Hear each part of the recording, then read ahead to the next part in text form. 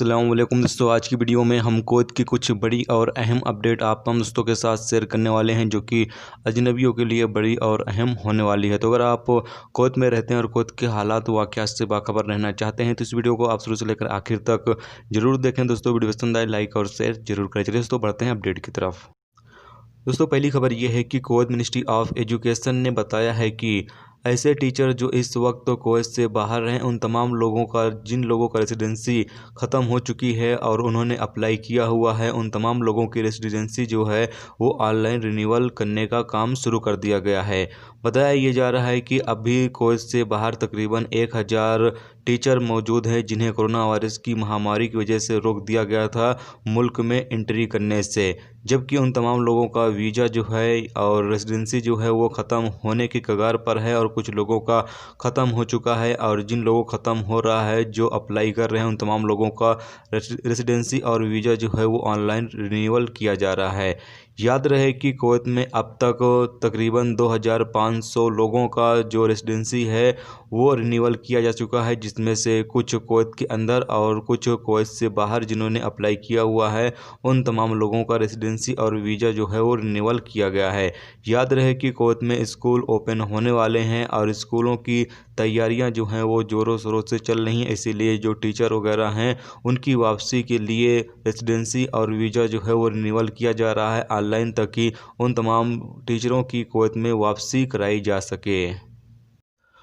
दोस्तों अगली खबर यह है कि Kuwait public authority for man power ने मिनिस्ट्री ऑफ इंटीरियर के साथ मिलकर कोरोना वायरस की महामारी के बाद पिछले फरवरी में 400 से ज़्यादा कंपनियों की फाइलें सरकारी पब्लिक प्रोसिक्यूशन के ऑफिस में भेजी गई है। अल सियासा रिपोर्ट के मुताबिक बताया गया है कि इन कंपनियों पर इंसानी स्मगलिंग और कई दूसरी खिलाफ वर्जियों के इल्ज़ाम हैं। इस हवाले से जराये ने बताया है कि निजी एरिया की कुछ कंपनियों की फाइलें, जिसमें से 3000 मिनिस्ट्री ऑफ इंटीरियर की टीमें जो हैं उसके जांच के तहत हैं, जबकि public authority for man power की जांच टीमों के तहत भी कुछ कंपनियों के फाइलें हैं। इसके अलावा आगे बताया यह गया है कि public authority for man power ये फाइलें इसलिए चेक करा रही हैं ताकि वर्करों के जो अधिकार हैं उनको अदा किया जा सके और साथ में जो वर्करों की स्मगलिंग होती है उस पर भी कंट्रोल लगाया जा सके। जबकि आगे बताया यह गया है कि खिलाफ वर्जियाँ किससे हुई हैं, चाहे वो कफील से हुई हो या वर्कर से हुई हो, दोनों को आमने सामने बैठाया जाएगा और जो भी जिम्मेदार होगा उसके खिलाफ कानूनी कार्रवाई की जाएगी। दोस्तों अगली खबर यह है कि कुवैत के साबान और मिसरफ इलाके की एक बिल्डिंग के एक रूम में ज़बरदस्त आग लगने से एक फिलिपीनी की मौत जबकि 2 इथोपियन डोमेस्टिक वर्कर भी जख्मी हुई हैं। बताया यह गया है कि जब इस आग की इंफॉर्मेशन सिक्योरिटी डिपार्टमेंट को चली तो सिक्योरिटी डिपार्टमेंट और दमकल कर्मचारी मौके पर पहुंच गए। आग को आगे फैलने से रोकने के लिए बुझाने की जो कार्रवाई है वो शुरू कर दी गई और आग पर जल्द ही काबू पा लिया गया। हालांकि इस आग से एक फिलिपीनी खातून की मौत हुई है, जबकि 2 इथोपियाई जो डोमेस्टिक वर्कर के तौर पर काम करती थी वो भी जख्मी हुई हैं। याद रहे कि अभी कुवैत में ज़्यादा गर्मी पड़ने की वजह से जो आग है वो ज़्यादा लग रही है, जबकि इस बिल्डिंग में आग क्यों लगी थी इस हवाले से बताया यह गया है कि शॉर्ट सर्किट की वजह से मुमकिन है आग लगी होगी, लेकिन इस पर कोई कंफर्म न्यूज़ नहीं है। ये एक जराये के हवाले से बताया गया है कि मुमकिन है कि आग जो है वो शॉर्ट सर्किट की वजह से लगी थी। तो आप तमाम लोग बहुत ही ज़्यादा ख्याल रखें अगर आप कुवैत में हैं तो, क्योंकि कुवैत में गर्मी बहुत ही ज़्यादा पड़ रही है, तो आप कोई भी ऐसा सामान बाहर न रखें जिससे कि वो फट सकता हो। अगली खबर यह है कि कुवैत इन्वेस्टिगेशन डिपार्टमेंट एक इंडियन शहरी जिसकी उम्र 60 साल थी उसकी मौत की जांच जो है वो शुरू की है। वो मंगफ एरिया में एक इमारत से गिर गया था और जब उसे अस्पताल पहुंचाया गया तो अस्पताल में मौजूद डॉक्टरों ने कहा कि उसकी मौत हो चुकी है, जिसके बाद अभी इस हवाले से जांच जो है वो शुरू की गई है कि वो अपने आप ऊपर से नीचे गिरा था या किसी ने उसको गिराया था। इस हवाले से तहकीकात शुरू कर दी गई है। अगली खबर यह है कि कुवैत में एक इंडियन डिलीवरी मैन को सुलेबिया में 2 शख्स ने चाकू दिखाकर लूट लिया।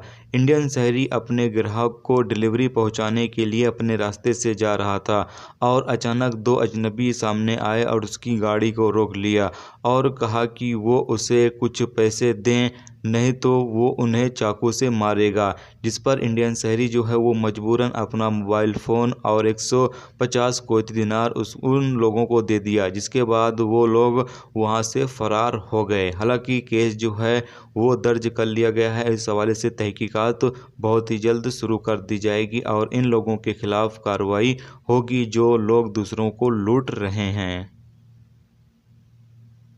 दोस्तों अगली खबर ये है कि कुवैत MOCI की टीम ने अलग अलग दुकानों, अलग अलग जगहों पर जाकर तफ्तीशी दौरे कर रही है ताकि जो दुकान के अंदर सामान बेचे जा रहे हैं उसको भी चेक किया जा रहा है कि वो सामान सही है या नहीं सही। इसके अलावा जो दुकानों पर कोरोना को लेकर रूल्स बनाए गए हैं उसको दुकानदार फॉलो कर रहे हैं या नहीं कर रहे हैं। इस हवाले से लगातार तफ्तीशी दौरे जो हैं वो किए जा रहे हैं। तो अगर आप भी दुकानदार हैं तो इस चीज़ का ख्याल ज़रूर रखें कि जो कोरोना वायरस को लेकर रूल्स रेगुलेशंस बनाए गए हैं अभी फ़िलहाल आप तमाम लोगों को उसकी पाबंदी करते रहनी होगी। अगर कोई भी शख्स पाबंदी नहीं करता है तो उसके खिलाफ़ कानूनी कार्रवाई की जाएगी।